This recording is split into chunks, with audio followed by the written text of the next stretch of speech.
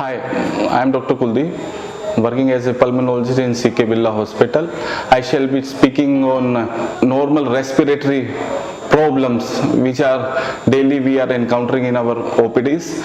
If we are knowing that we are having asthma since our childhood, so asthma is not the problem which is present since our childhood. Now it's a adult onset asthma also, late onset asthma also, because pollution around us is very much high. So new onset entity of new kind of asthma is also coming.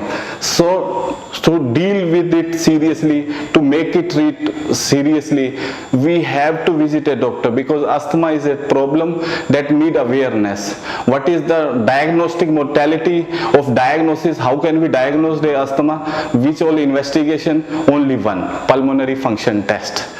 Pulmonary function test is a spirometrically basic test that usually take around 2-3 minutes. We have to blow out in a machine just to check our respiratory breathing vital capacity. That will tell within a snap of few seconds or minute, are we having any respiratory bronchial asthma or not. So if we diagnosed on spirometry as a case of bronchial asthma, treatment as simple as that.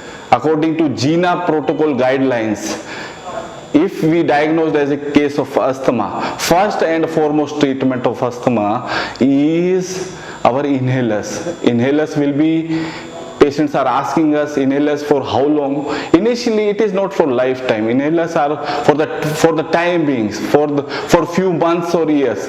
So it is a very easy treatable problem. If we are taking our inhalers on our time, so it will be definitely getting treated. Why? Because asthma is being categorized into mild, moderate, severe and very severe type.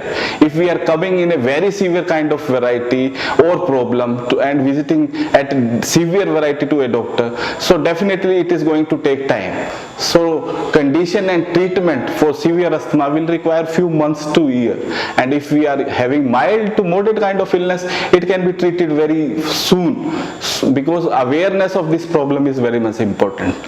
Other important things related to asthma is two kind of problem it has. It contains bronchoconstriction, means it involving constriction of small airways, and other is inflammation of airways.